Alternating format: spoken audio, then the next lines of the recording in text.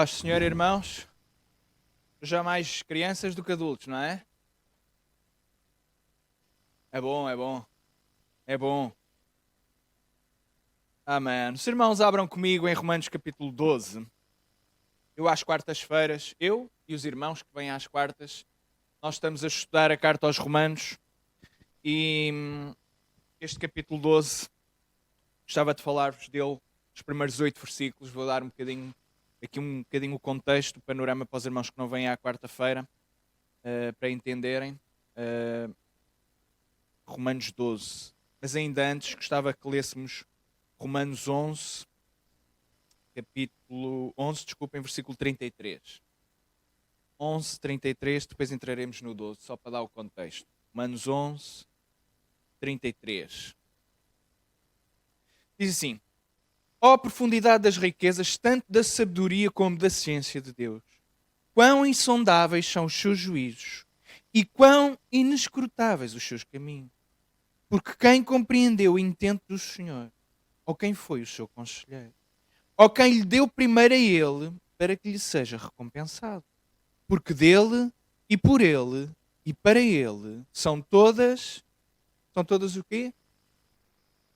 Glória, pois a ele, eternamente. Amém. Este texto na vossa Bíblia deve apresentar-se com o título Hino de Adoração. É isso, não é? Eu expliquei aqui na quarta-feira, quando Paulo está aqui a concluir e a dar este hino e a falar deste hino, aquilo que ele acabou de dizer foi um argumento bastante longo, um argumento que foi desde o capítulo 9 até este versículo 32 do capítulo 11 e depois ele finalmente dá o hino da adoração. Mas o argumento basicamente foi: Paulo trata acerca do papel de Israel na história, foi isto que nós estivemos a falar. E aquilo que é maravilhoso entender é que Paulo, no início da carta aos Romanos, aquilo que acontece é que ele fala acerca do pecado que se foi disseminando. Os irmãos que conhecem a carta aos Romanos sabem que a primeira coisa que Paulo começa a falar é acerca do pecado, da proliferação do pecado, daquilo que acontece quando o homem se entrega e se deixa levar pelo pecado, e nós percebemos que o estado fica quase parecido com o dos animais, não é? E Paulo vai falando acerca daquilo que é a necessidade de haver um juízo, e depois culmina dizendo que o juízo já foi em Jesus Cristo, e a seguir fala acerca ou contra o orgulho. Ou seja, o Israel não tem que se orgulhar por ter sido chamado o povo escolhido, em primeiro lugar porque eles falharam. Não estão cá? Então, Israel é o povo escolhido de Deus, mas falhou. Falhou redondamente.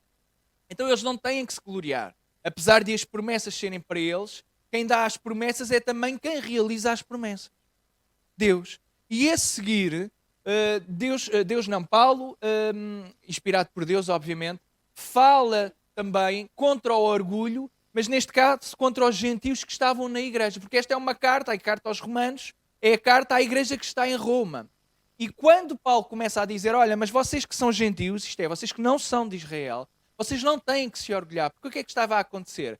A ideia era muito simples: ora, se Israel falhou, mas de repente são os gentios que começam a aceitar a Cristo, são os gentios que começam a ser salvos, são os gentios que começam a pertencer e a fazer grande parte da comunidade, ou seja, a maioria da comunidade cristã passou a ser gentílica.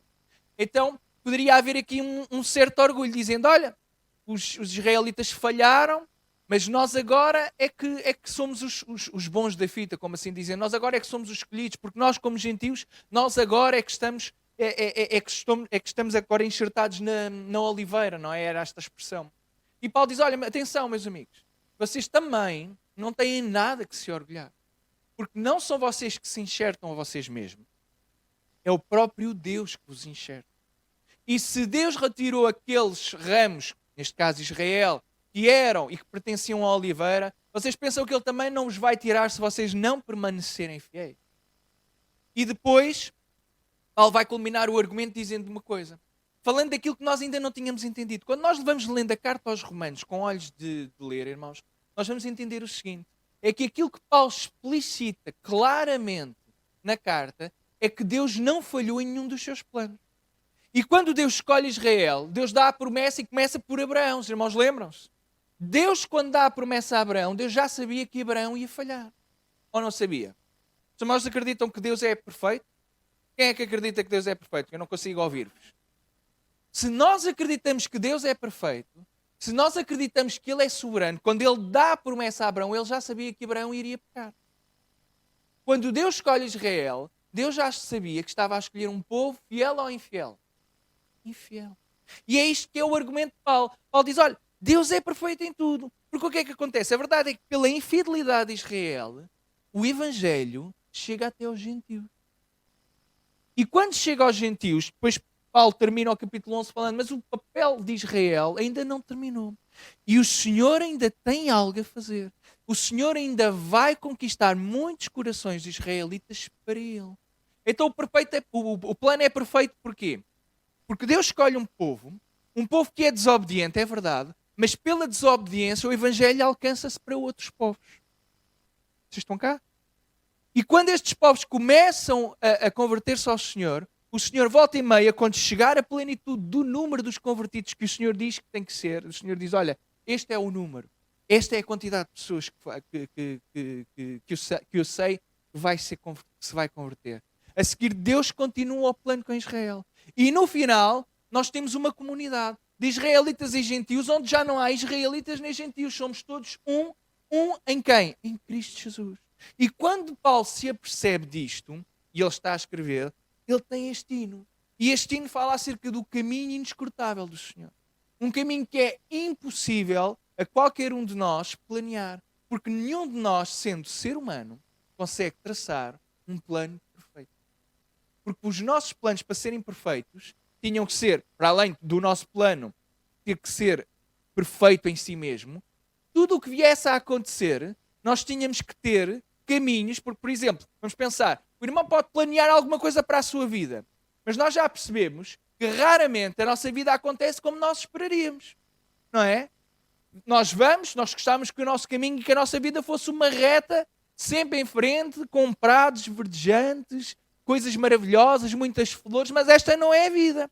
Volta e meia lá vem uma curva, e na curva vem um obstáculo e nós não estávamos à espera. Quantos irmãos é que já tiveram doenças que nunca esperavam vir a ter? Quantos irmãos já tiveram problemas que nunca esperavam vir a ter? Quantos irmãos já tiveram tantos sofrimentos que quase nem aguentam e esperavam nunca vê-los a ter? Nos nossos planos os sofrimentos nunca entram. Para que o nosso plano fosse perfeito, o sofrimento não entrava. E é nisto que o nosso Deus é maravilhoso. Porque o nosso Deus conta com o sofrimento. Não é Ele que traz o sofrimento, mas Ele não se amedronta pelo sofrimento. E Ele percebe que na nossa vida nós vamos ter sofrimento e o plano dele é perfeito por causa disso. Ele sabe assim, Luís, sou eu, quando tu caíres lá à frente, que tu hoje não estás a ver, mas quando te acontecer isto, eu já sabia que isso ia acontecer. E sou eu que te sustento. Porque o meu plano é perfeito. E o meu plano, nesse sofrimento está lá esse plano. Não te preocupes. Não sofras, porque se há o sofrimento, nós sofremos. Amém? Irmãos, sabem que não é pecado sofrer. O que é pecado é nós deleitarmos no sofrimento. Isto é ficarmos sempre permanentemente no sofrimento. Nós temos um Deus soberano. Amém?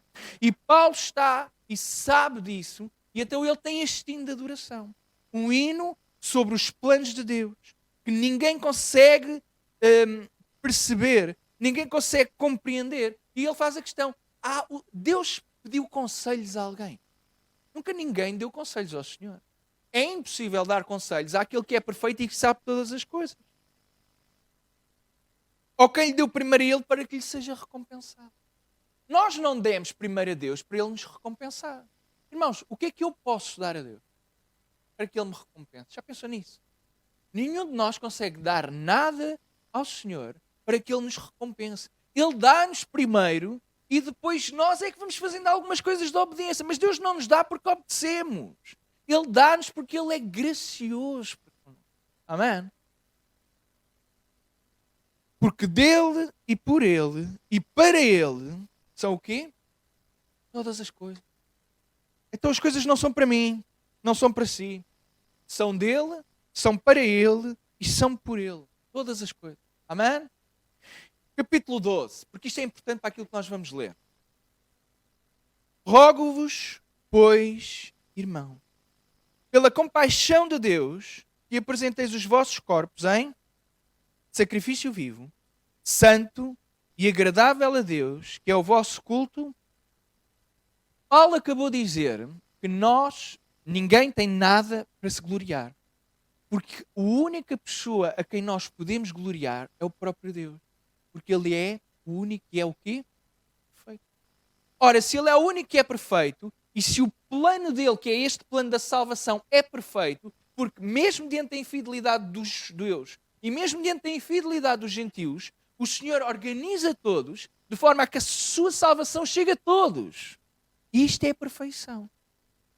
Nenhum de nós planearia a cruz e a crucificação como um plano perfeito. Mas Deus sabe que este é o único plano possível, porque Ele é o único plano perfeito. Então Ele diz, de acordo com isto tudo que vocês entendem agora, quem é Deus, a sua perfeição e a nossa imperfeição, a sua misericórdia e o nosso pecado, a sua beleza e a nossa, eu não queria dizer sermos feios, não é esta a ideia, mas de facto somos diante do pecado, é isto que eu estou a dizer, não é? Diante da sua beleza, Paulo diz, rogo. E a ideia no português dá a entender que é meramente um pedido, mas isto no grego não é apenas um pedido. O rogar é aqui uma carga de amor que Paulo tem para com as pessoas que ele está a escrever, então ele roga porque ama aquelas pessoas. Mas o rogar tem também uma carga de autoridade, porque Paulo é um apóstolo de Jesus Cristo. Então, quando ele está a dizer rogo-vos, ele não está meramente a fazer um pedido. É um mandamento com amor. Vocês estão cá?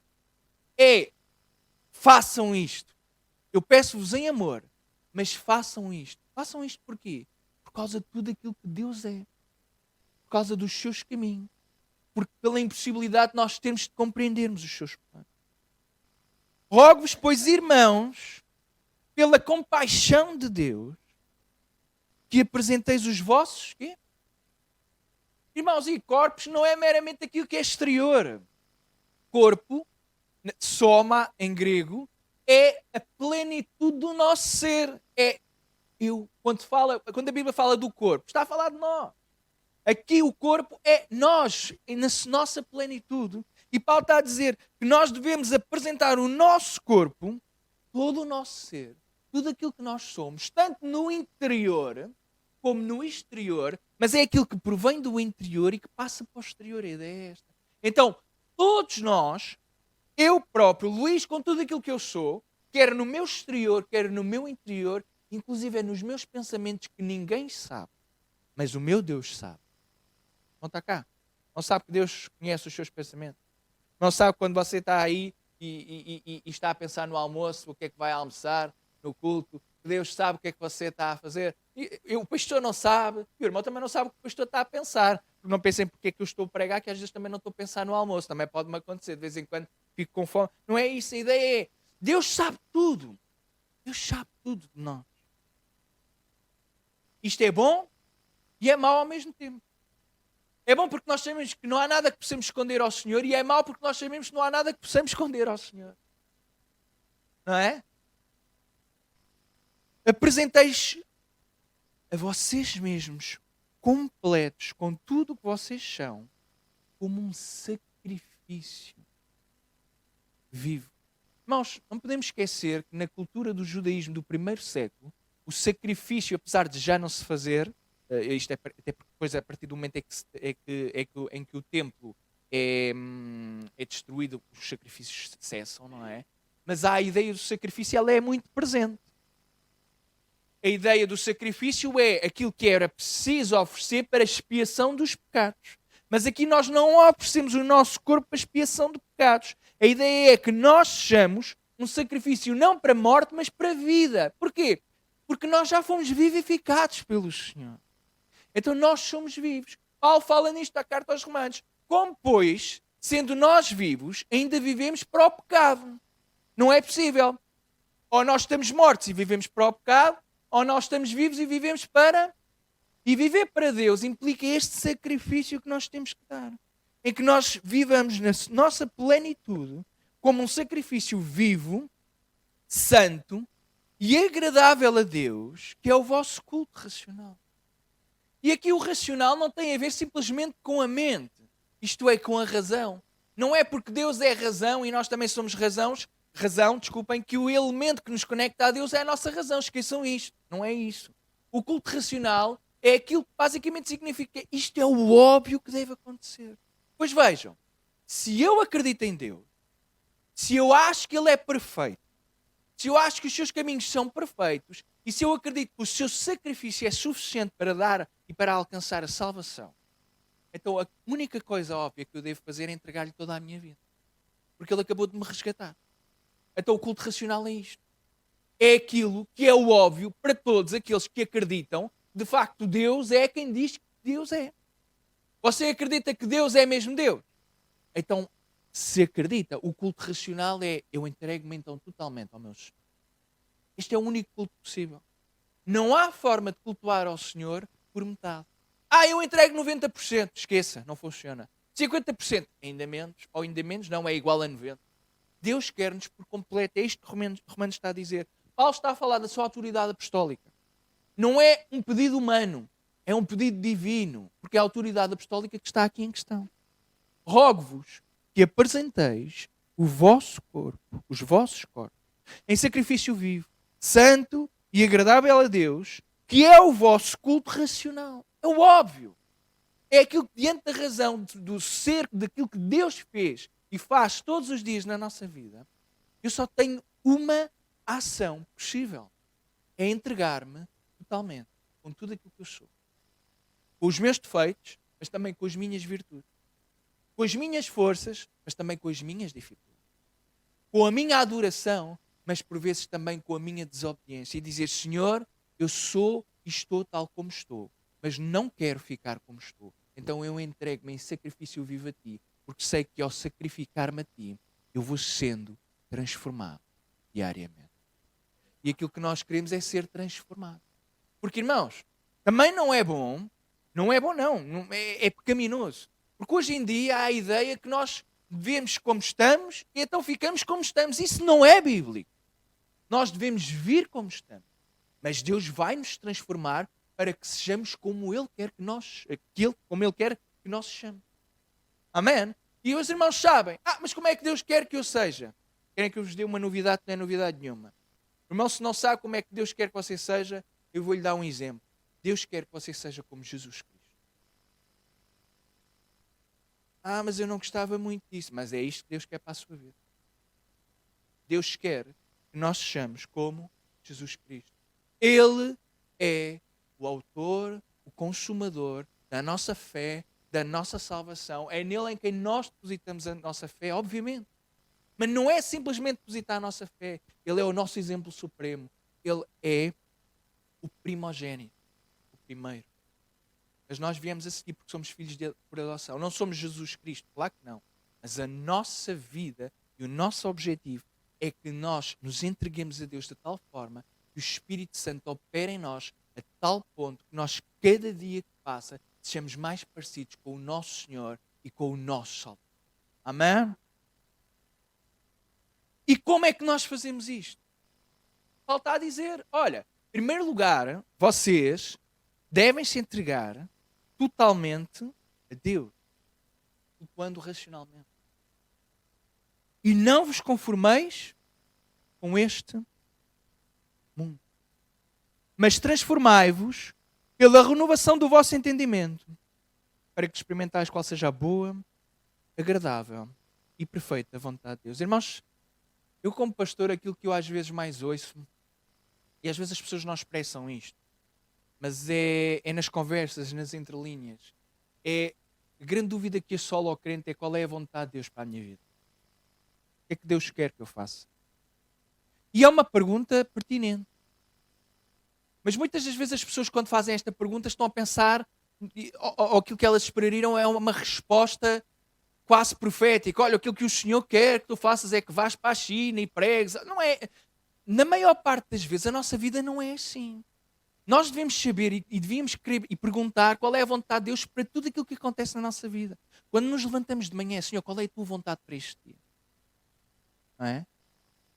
Não é chegar ao limite, Senhor, o que é que tu queres que eu almoce? Também não é chegar a esse limite. Você almoça aquilo que quiser, mas também não almoça só porcaria, porque senão vai correr riscos de lhe acontecer coisas más. Porque se comermos porcaria, corre mal. Mas a ideia é, aquilo que Paulo está a dizer é, quando nós entendemos o que é o culto racional, que é aquilo que faz sentido racionalmente é de facto adorar a Deus por causa daquilo que Ele faz. A seguir nós temos que passar como é que nós vivemos, o que é que nos distingue, irmãos, como comunidade cristã, o que é que nos distingue da sociedade. Porque se não houver diferença entre um crente e um não crente, então eu tenho que vos dizer que nós não somos crentes verdadeiramente de acordo com a Bíblia. Se não houver diferença manifesta, é porque não somos diferentes. Você está cá? Eu estou com medo. Ninguém pelo menos estão a respirar os irmãos, não estão? Estão a respirar? Irmãos, quando nós aceitamos Jesus, começa em nós uma transformação profunda. Amém? E se começa uma transformação profunda, nós não somos mais os mesmos. Amém? Não vos conformeis com este mundo, mas transformais pela renovação do vosso entendimento, para que experimentais qual seja a boa, agradável e perfeita vontade de Deus. Não conformar com este mundo significa eu não viver de acordo com os padrões deste mundo. Aquilo que o mundo quer impingir, aquilo que a sociedade quer impingir, aquilo que a sociedade quer, no fundo, corromper na nossa vida. Paulo está a dizer e afirma categoricamente: não vos conformeis com este mundo. A ideia é muito simples. Olha, se eu tenho que me sacrificar e se sou um sacrifício vivo ao Senhor, como é que eu concretizo isto na prática? Na prática é, então, se tu queres ser de facto de Deus, então aquilo que o mundo diz que é para tu fazeres, é isso mesmo que não é para fazeres. Porque só desta forma é que tu és um sacrifício. Porque um sacrifício é separação para o Senhor. Ora, se eu sou separação para o Senhor, a primeira coisa que eu tenho que fazer é separar-me do mundo. Sacrifício vivo é aquele que não se conforma com o padrão deste mundo. E este mundo, isto é maravilhoso, porque este mundo implica uma era. O mundo aqui é a era presente, é a era do pecado. Porque, irmãos, apesar de nós vivermos, nós agora vivemos na era da graça. Irmãos, nós vivemos na era da graça porque vivemos o tempo do pecado, porque se não fosse a graça do Senhor, nós éramos aniquilados pela justiça. Você está cá? Então nós vivemos de facto a era da graça, mas o mundo, ele jaz aonde? No divino? No maligno. O mundo jaz no maligno, então aquilo que na maior parte das vezes o mundo quer impor é o quê? A nós? Maligno. Maligno. Pecado. Tudo isso, irmão Orlando, é mesmo isso. Desobediência. Aquilo que o príncipe deste século quer fazer na vida do crente, porque na vida lá fora já faz, é levar-nos a tomar as decisões que façam-nos rebelar contra o Senhor. E aquilo que Paulo está a dizer é, se nós queremos, Paulo roga com autoridade, olha, seja um sacrifício vivo, santo e agradável ao Senhor, por causa, em primeiro lugar, da compaixão dele. Não conformeis com este mundo, isto é, com tudo aquilo que nós somos, não nos inclinemos para este mundo, mas transformai-vos pela renovação do vosso entendimento. A ideia é muito simples. Nós vivemos na era do pecado, mas nós não deixamos que a era do pecado nos transforme, porque nós acreditamos na era vindoura, que é a era do reino do Senhor. Então a única forma de renovarmos a mente é, em vez de termos a mente colocada no mundo e no presente século, nós temos a nossa mente, o nosso corpo e o nosso coração colocado na era vindoura. Então acontece o quê? Uma transformação e renovação da mente. Porque nós não vivemos com a mente neste mundo, mas com a mente do reino que vai vir. Monta cá. O que é que acontece quando alguém vive não de acordo com o padrão do mundo, mas do padrão do mundo que ainda há de acontecer? Somos completamente diferentes. Porque não mais nos deixamos levar pelo aquilo que o mundo impele, mas somos nós que influenciamos o mundo à nossa volta. Então nós transformamos pela renovação do nosso entendimento. O nosso entendimento é instantaneamente renovado. Não porque eu sou bom, não porque nós somos mais inteligentes que qualquer outra pessoa, não tem a ver com inteligência, nem sequer tem a ver com racionalidade no sentido do nosso intelecto, tem a ver com eu não vivo no presente século, eu vivo no século que há de chegar, que é quando o meu Messias vai chegar e vai reinar. Porque o reino de Deus ainda não está implementado totalmente, mas já cá está. Senão a igreja não estava cá. Porque nós não somos deste mundo. Ora, se conseguimos viver neste mundo é porque existem regras e reinos que é o reino do outro mundo. O reino divino, o reino celestial. O reino de Deus já chegou. Não está plenamente implementado? Obviamente que não, mas a igreja faz parte do reino de Deus. E na era vindoura, nós sabemos, é o seu reino que vai imperar para todos sempre. E nós somos súbditos desse reino. Somos cidadãos deste reino. Então a nossa mente, ela é renovada. E quando nós renovamos a nossa mente, nós não vivemos de acordo com os padrões deste mundo, em conformidade com este mundo, no esquema deste mundo, porque a conformidade, a palavra no grego, é a mesma palavra de onde vem esquema. Esquemático. O mundo quer que todos nós vivamos de acordo com um determinado padrão. Hoje em dia, o discurso é a liberdade. A ideia é assim, cada um pode ser aquilo que muito bem quiser. E isto é um esquema que é atrativo, mas não deixa de ser um esquema na mesma. Porque o esquema é o seguinte, tu és livre para fazeres tudo e seres tudo aquilo que tu quiseres, menos que vás ou que sejas alguma coisa que vá contra aquilo que nós dizemos. Então o esquema é, tu podes ser livre e podes ser pecador à vontade, porque isso é como tu és. Não tentes é ser santo, porque isso é que nós não admitimos. Mas a santidade é aquilo que Deus exige de nós. É aquilo que Deus exige e requer da sua igreja. E quando nós vivemos então com a mente não no mundo atual, mas no mundo vindouro, no reino do Senhor, a nossa mente é transformada e passamos a saber e a experimentar. Mais do que saber, nós devemos experimentar a vontade de Deus. Porque o crente quer saber a vontade, mas depois não faz a vontade do Senhor. O crente deve saber e experimentar a vontade do Senhor. Porque quando eu vivo no reino, com a mente no reino, o Senhor declara-me qual é a sua vontade. Conta cá. Nós temos que saber qual é a vontade de Deus. Porque a vontade de Deus é boa, agradável e perfeita. Ora, se ela é boa, agradável e perfeita, é isso mesmo que eu quero experimentar na minha vida. Amém? Porque pela graça que é dada, diga a cada um de vós que não saibais mais do que convém saber, mas que saiba com temperança, conforme a medida de fé que Deus repartiu a cada um. Paulo aqui vai me dar um bocadinho o argumento. Melhor, não vai me dar o argumento. O argumento é o mesmo, a linha de pensamento é que vai avançar mais um bocadinho. A ideia é o seguinte, transformação da mente, culto racional em primeiro lugar, sacrifício, este é o culto racional. Transformação da mente, de forma a que não viva de acordo com os princípios deste mundo, porque os princípios deste mundo vão me levar ao inferno. Você está cá? Os princípios deste mundo levam-me ao inferno. Podem-me dar muito prazer aqui, e no final, eu tive o prazer todo nesta terra, e depois vou sofrer consequência eterna.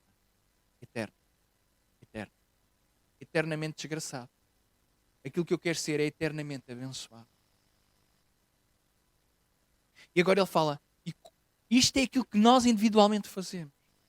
E agora como é que nós funcionamos enquanto comunidade? Como é que nós funcionamos enquanto igreja?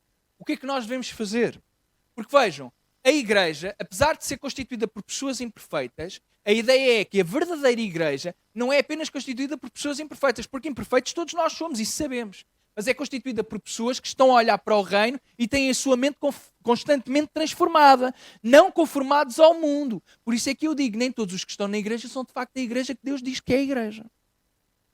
Isto é aquilo que a Bíblia diz, é o óbvio. Nem todos os que se sentam na igreja são de facto e consideram-se de facto igreja. Nós até podemos considerar todos irmãos. Eu não sou ninguém para julgar, não faço a mínima ideia. Mas eu sei, não tenho dúvidas nenhumas, irmão, que no final dos tempos, nós vamos chegar ao céu e vamos ver pessoas que não esperávamos ver e não vamos encontrar pessoas que esperávamos encontrar.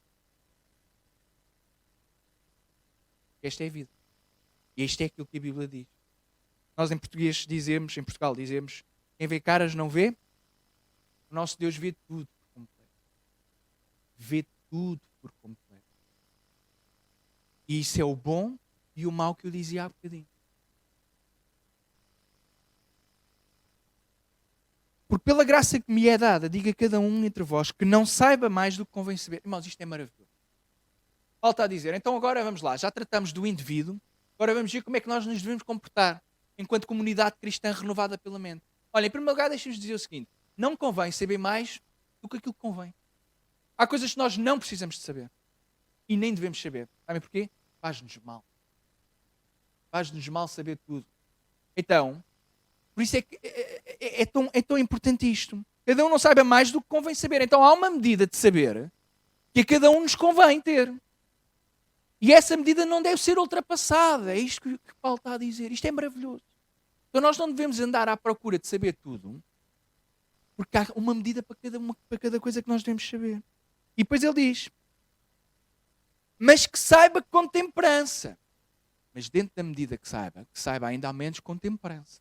Com alguma coisa que seja a temperança. Conforme o quê? Algum irmão que leia, por favor. Conforme a medida... Conforme a medida da fé Deus repartiu. Este obviamente não cabe aqui no escopo do culto de hoje estar a tratar disto, mas há várias opiniões acerca do que é que significa repartir a fé. Deixem-me só aqui beber um bocadinho de água, desculpa. Porque em português nós temos uma tradução, já está aqui uma aplicação. Medida, para nós é relativamente fácil. Medida é quantidade, não é? O problema no grego é que a palavra pode ser medida de quantidade ou pode apontar para uma outra coisa. Então vou-vos só dar as duas ideias e depois vou-vos dizer qual é aquela que eu me inclino, que é esta, da medida. É que está aqui. A primeira... Há mais, mas são estas duas grandes escolas. A primeira defenderia que provavelmente aquilo que está aqui a acontecer é que a palavra medida no grego é o nosso metro. Métrico. O metro, a medida metro, não é? A palavra é basicamente isto, é o metro. Que a palavra literalmente significa medida. Só que a palavra também pode apontar não apenas para medida, mas para a ideia de onde vem. Então a ideia basicamente era esta, irmãos. Vou explicar que é assim mais simples, porque senão é muito gramatical e não vale a pena para os irmãos. Isto é para quem gosta deste. Conforme a medida da fé que Deus repartiu a cada um, a medida da fé aqui não era a quantidade, mas tinha a ver com a fé que Jesus Cristo exercia. Então eu olhava para aquilo que Jesus Cristo fazia e isto passava a ser o meu exemplo. Então, seria assim, para que eu saiba, conforme a fé que existe em Jesus e que Deus repartiu cada um. Então, a minha fé e o meu exemplo de fé era de Jesus Cristo. Bom, a ideia é muito interessante, ela é atrativa, aponta, há outros sítios na Bíblia que apontam para isso, mas este texto a mim parece-me o seguinte, claro, para mim, é que Deus repartiu a cada um uma medida. E não é igual a todos. Não é igual a todos. A medida de fé não é igual para todos, porque é uma medida. Mas não é uma medida igual. E isto faz sentido depois naquilo que nós vamos ler daqui a bocadinho. Porque se Deus desse a mesma medida a todos, nós diríamos, assim é que era igualdade. Mas é que Deus nunca funciona por igualdade. Deus diz, mas cada um saiba aquilo que convém saber, porque Ele também deu uma medida de fé a cada um. Vocês estão cá? Então há pessoas, o que é que a ideia é? Há pessoas que precisam de saber mais, há pessoas que precisam de saber menos. Isto não tem a ver com conhecimento, tem a ver com conhecimento, mas não é intelectual, os irmãos entendam. E na questão da fé, é isto que implica depois como é que nós vamos gerir a nossa vida pessoal. E vou explicar porquê, mas já lá vamos. Portanto, fiquem com isto. A medida de fé, ou seja, há uma medida de fé que Deus repartiu a cada um. E agora vejam, porque assim como no corpo temos muitos membros, e nem todos os membros têm... Ora, então se os mesmos membros... São muitos membros, mas nem todos têm a mesma... Ora, se não todos nem têm a mesma função, é porque cada um tem uma função distinta. Certo? Irmão, como é que seria a igreja se todos tivéssemos os mesmos dons e exatamente a mesma medida de fé? Não era estranho? Como é que eu, numa crise... Em primeiro lugar, como é que eu poderia ter uma crise se tenho a mesma medida de fé que os meus irmãos todos? Como é que nós entraríamos em crise? Como é que seria uma igreja que vive em que fôssemos todos iguais, com a mesma quantidade de fé, com os mesmos dons? Mas era uma igreja desequilibrada, esta é a ideia. Porque no corpo, imaginem que se fôssemos só mãos. Que coisa estranha. Era um corpo completamente desequilibrado. Ou se fôssemos só pés, ou se fôssemos só olhos. O corpo é belo exatamente porque tem membros completamente distintos. Paulo fala disto também na carta aos Coríntios. Porque pela graça que me é dada, digo que cada um entre vós que não saiba mais do que convém saber, mas que saiba com temperança, conforme a medida de fé que Deus repartiu a cada um. Porque assim como num corpo temos muitos membros, e nem todos os membros têm a mesma operação, assim nós, que somos muitos, somos um só corpo em Cristo, mas individualmente somos membros uns dos outros. aqui está a falar da união que nós temos, apesar da diferença que nós temos. Todos nós estamos unidos em Cristo. É aquilo que se chama em teologia a união em Cristo.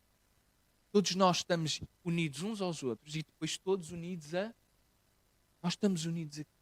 Somos completamente distintos, completamente diferentes, com dons distintos e graças a Deus por isso. Com medidas de fé diferentes e distintas e graças a Deus por isso. Mas todos, nenhum de nós, qual é o propósito? Lembrem-se, o gentio não se orgulha por ser gentio, nem o judeu se orgulha por ser judeu. Porque vem tudo pelo Senhor. O argumento continua. Cada um deu uma medida de fé. Mas aquele que tem mais fé não se orgulha de nada. Porque quem tem mais fé não tem por causa do seu mérito. É isto que Paulo está a dizer. Todos nós estamos ligados a Cristo.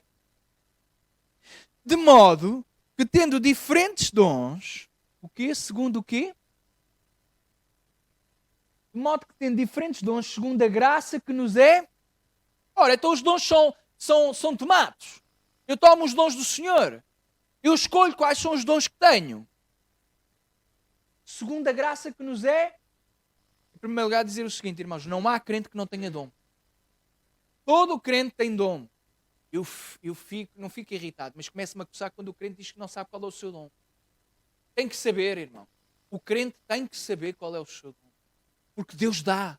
E Deus dá, Deus não escondeu o dom. Deus quando dá, Deus dá. E é visível e a pessoa sabe. E há confirmação. E depois Paulo fala aqui de 7. Fala de 7 não é porque são os 7 que há. Porque depois a primeira carta aos Coríntios fala de outros. E Efésios fala dos dons de ministério também. Portanto há outros. Aqui o 7 é simplesmente aquilo que o agrupamento que ele está a fazer. Paulo é diferente. Eu tenho dito isto aos irmãos. O número 7 normalmente quando aparece na Bíblia é simbólico. Mas na literatura paulina não é assim tanto. Porque normalmente João é que utiliza o 7 como simbólico. O apóstolo Paulo não faz isto. O apóstolo Paulo, 7 é um número, ponto final. E se fosse alguma coisa mais, como o estilo de Paulo é, ele explicava logo a seguir. E diria que é a seguir. Então ele começa a falar. E começa pelo dom de profecia. Se é profecia, desculpem, seja ela segundo a medida. Mas quem é que deu a fé? A medida da fé que Deus deu. Então a profecia é exercida segundo a medida da fé de cada um. E o que é que Paulo está a dizer? Há uma limitação. Quando a profecia, os irmãos sabem o que é. Espero eu que saibam, mas se não sabem, também explico aqui rapidamente. A profecia é falar aquilo que Deus coloca no coração. E aquilo que estava a acontecer na altura é uma revelação espontânea do Espírito Santo. De alguma coisa. Um exemplo claro da profecia é o profeta Ágabo. Quando ele profetiza a grande fome que vai haver em Israel. É algo que vem instantaneamente. Depois é dito. É dito para a igreja. Mas a igreja não aceita assim desbarato. Porque há outras pessoas que têm dons de profecia na comunidade. E que depois analisam, avaliam e julgam se a profecia é divina ou não. É assim que a igreja deve fazer. Não é porque algum irmão se levanta e diz alguma coisa que nós dizemos, olha, isto é do Senhor. Não, não. A igreja sabe e no final tem a certeza se aquilo é ou não é do Senhor. Porque o Espírito, onde há o Espírito do Senhor não há engano e não há dúvida. Não está cá? Então a profecia é dada segundo a medida. E parece que Paulo está aqui a limitar, a dizer, olha, também não façam profecias além da medida da fé que vos é dada. O que significa que cada pessoa vai dando e tem e age nos dons de acordo com a medida de fé que ela tem. A fé, claro que pode ser aumentada. Isto é importante. A fé pode ser aumentada. Como? Pelo ouvir a palavra de Deus. Já estou a medida, claro, é obviamente aumentada. Mas há uma medida. É isto que eu estou a dizer. Assim, a profecia seja ela dada segundo a medida da fé de cada um. Porque há profecias que só podem ser dadas por alguém que tem uma fé no sentido de conexão e relacionamento com Deus, a tal forma que Deus lhe revela algo glorioso e grandioso que vai acontecer. Deus não vai revelar um plano maravilhoso dele a alguém que tem pouca fé. A medida da pouca fé revela ou leva profecias que não necessitem assim tanta fé. A ideia é esta, irmão.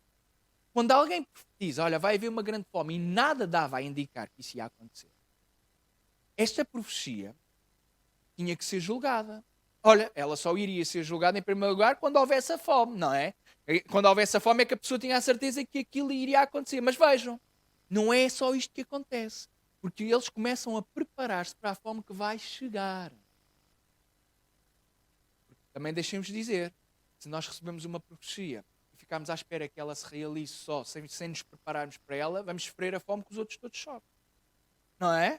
Então, a profecia é uma manifestação do divino para dar um aviso, uma exortação, o que seja à igreja, mas ela é dada de acordo com a medida de fé de cada um.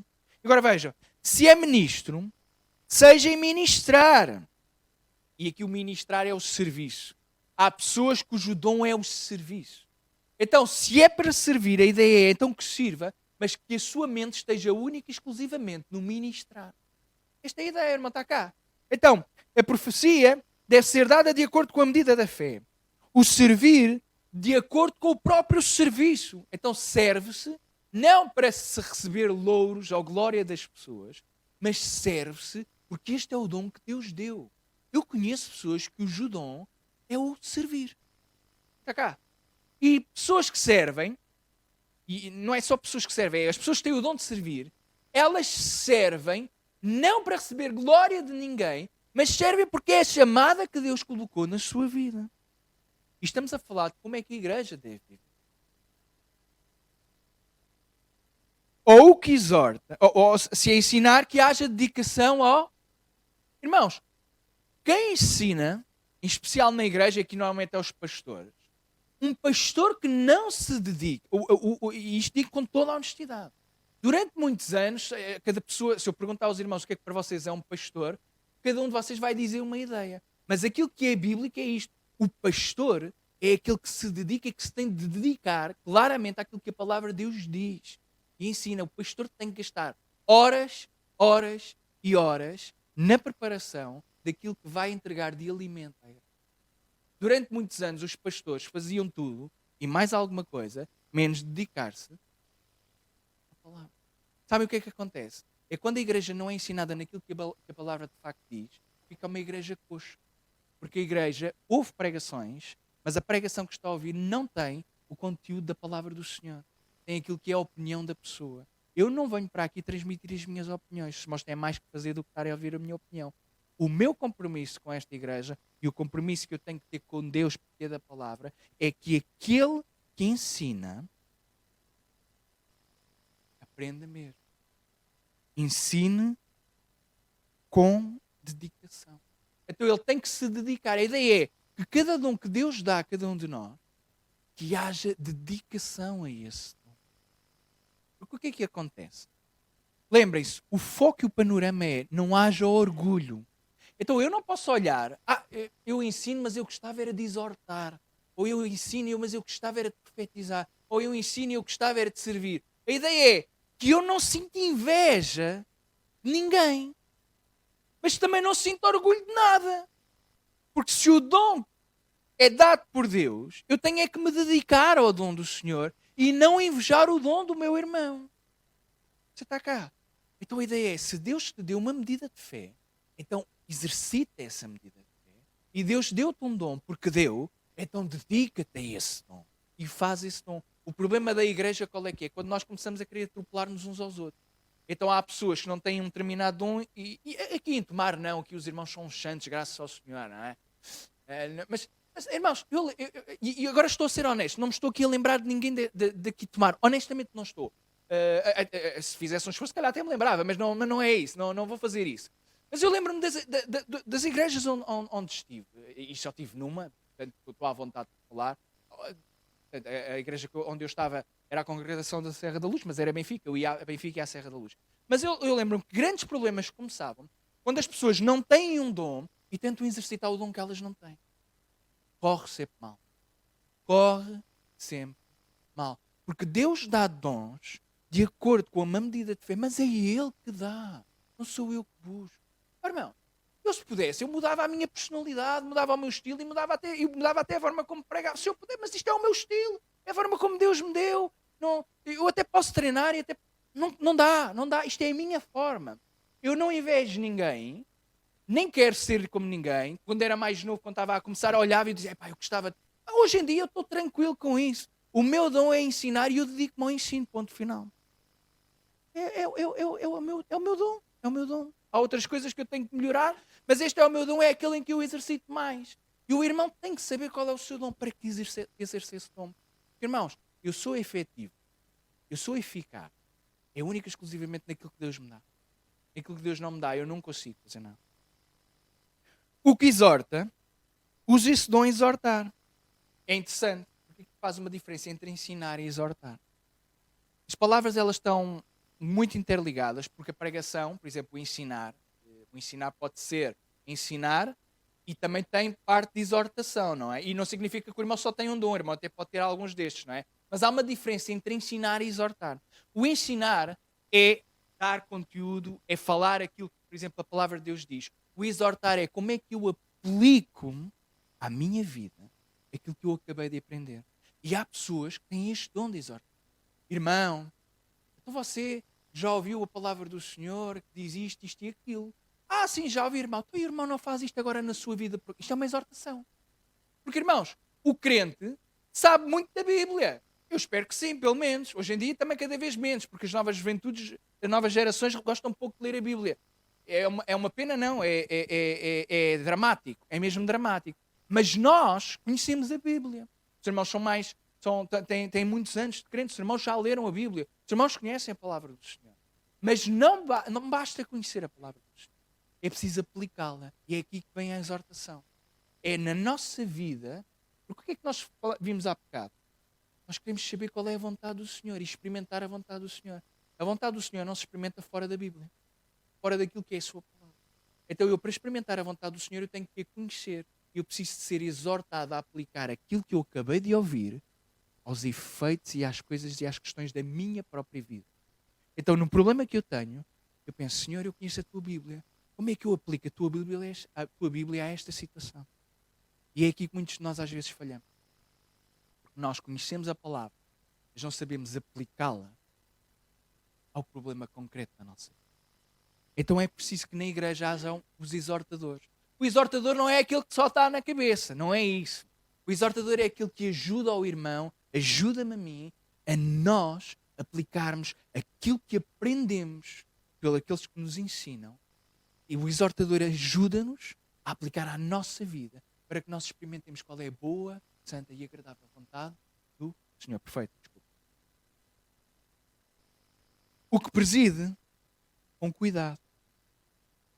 O que exercita misericórdia com alegria. Então todos nós temos dom. Todos nós. Esta não é uma lista limitada, isto é, não é uma lista, não é apenas a única lista que existe de dons. Então nós podemos e temos acesso a Efésios, capítulo 4, a 1 Coríntios, capítulo 12. Nós vamos vendo e podemos ler e podemos ver todos estes dons, mas uma coisa que é certa e clara é esta. Não importa qual é o dom que o irmão tenha. O importante é que o irmão exerça esse mesmo dom. Se não exercer, é um outro problema. Que é ter dom e não exercer. O que é que acontece quando eu quero ter músculo, mas não exercito para ter músculo? O irmão João Valido gosta de correr. Sabe o que é que acontece ao irmão João Valido se ele deixar de correr uns anos e depois de tentar correr aquilo que corria quando estava em forma? Porque se ele deixar de correr também deixa de estar em forma, presumo eu. Fica com uma outra forma que é redonda, não é? Mas irmãos, isto no exercício é assim. Seja a corrida ou não, estou a falar da corrida porque por acaso até é algo que Paulo vai falando muitas das vezes. Eu não gosto de correr, não tenho prazer nenhum. Há pessoas, eu acho que correr tem que se ter prazer, porque eu corro, agora já aqui um à parte, uma vez tentei correr, em uns anos tentei entrar na onda da corrida, esqueçam. Começava 5 minutos depois, eu dizia, mas é para casa, o que é que eu estou aqui a fazer? Isto não tem piada nenhuma. Mas a ideia é, se eu corro a determinada altura, o meu corpo está em forma. Porquê? Porque eu desenvolvi todos os músculos necessários para fazer aquela atividade. Mas se eu deixar de a fazer, e depois passado uns tempos, e eu disse antes, mas nem precisa de ser muito assim tanto tempo, mas vamos supor, deixa 2 anos ou 3 anos de correr, e depois vamos tentar correr aquilo que corríamos quando estávamos no pico da nossa forma, não vai correr bem. Sabem porquê? Nós não exercitamos. Então nós temos uma medida de fé que Deus nos dá, mas temos um dom para exercer de acordo com esta medida de fé. E Deus, Ele é perfeito. Nós vimos isto. Se Ele é perfeito, Ele não se enganou no dom que lhe deu. Mas eu durante muitos anos, eu achava que Deus, as promessas estavam na minha vida, Deus só se podia ter enganado. Então eu era introvertido, que ainda sou relativamente introvertido, ao contrário do que se calhar os irmãos alguns podem recompensar, sou extremamente introvertido. Tenho alguns traços antissociais. E eu, desde miúdo, tenho uma profecia de que ia ser pastor. Disse, isto é maluca, quem me disse isto? Não ouviu Deus, não pode ser. Então, eu tenho pânico em falar em público. Eu se for a um café, pedir um café, parece que eu ia a um café, já disse isto aos irmãos, eu ia ao café, eu pagava, claro, e ficava a suar com medo de falar com o homem para me dar alguma coisa que eu ia pagar, parecia que eu ia assaltá-lo. Era a minha. E às vezes ainda me acontece. Às vezes acontece, meus irmãos, é mesmo assim. E eu dizia, isto não pode ser. Mas irmãos, olha, vejam, tenho 38 anos e estou aqui à vossa frente. Deus não se engana. Deus não se engana. Ou engana. É porque às vezes há crentes que acham que Deus se enganou. Deus nunca se engana. Ele é perfeito. Então ele deu-lhe um dom. Exercite. Porque quando nós não exercitamos, ficamos atrofiados. E agora vejam qual é o problema. Sabem qual é o problema? É que não ficamos atrofiados única e exclusivamente individualmente. É porque nós estamos numa comunidade e o contexto é de comunidade. Se o irmão tem um dom que Deus lhe deu e não exerce, quem é que fica coxo? Não é só o irmão. É a comunidade. É a comunidade. Quem não exercita, depois não consegue. Então nós temos dom. Quem tem dom de servir, então que sirva. Quem tem dom de profetizar, então que profetize. E os outros, e a igreja avalia a profecia. Porque se é dom de Deus, então abra a boca e fala. Amém? Se é ensinar, então ensinemos. Se é exortar, então o irmão exorte. Se é repartir, então reparta. Se é liderar, e aqui a liderar tem a ver com a questão da área social, parece-me que é isto que está aqui em questão, então que faça isso na área social. E o que exercício da misericórdia, então faça-o única e exclusivamente para a alegria. Não é sua, nem é do outro. É exercer misericórdia, que é um dom. Irmãos, hoje em dia, a misericórdia é um dom caríssimo. A sociedade não tem misericórdia. Nós estamos numa sociedade que hoje é a sociedade do cancelamento. Se eu cometo um erro, uma figura pública que hoje cometa um erro, é cancelada instantaneamente, publicamente. A Bíblia fala de misericórdia. Não é cancelamento. É o oposto da sociedade. A sociedade diz, erraste, então tu não mereces mais nada. A Bíblia diz, tu erraste, não mereces mais nada. Mas Jesus Cristo conquistou por ti aquilo que tu não mereces. Então não cancela. Exerce misericórdia. Esta é a realidade. A sociedade tem razão. Erraste, não mereces mais nada. Pois não, é verdade. Eu não mereço nada. Mas o meu Jesus naquela cruz levou tudo aquilo que eu não merecia para que aquilo que eu também não mereço hoje receba, que é a sua graça, a sua misericórdia, o seu amor e o seu poder. Amém? Então, irmãos, fiquem com este texto e apliquem. Exortar-vos como Paulo fez. Rogo-vos, pois, irmão, que apresenteis o vosso corpo pela compaixão em sacrifício vivo, santo e agradável a Deus, que é o vosso culto. Perceberam onde é que entra aqui o racional? Deus, Ele é maravilhoso. Amém? Irmãos, tenho que vos dar uma notícia, alguns irmãos provavelmente não sabem. Eu guardei agora para o final porque achei que era uma notícia que não fazia sentido dar no início do culto, que é aqui um bocadinho estrambilhar aqui um bocadinho as coisas. Os irmãos que conhecem claramente o nosso irmão José Simões, acho que era assim o nome dele. José Augusto, não é? José Augusto Simões, era assim.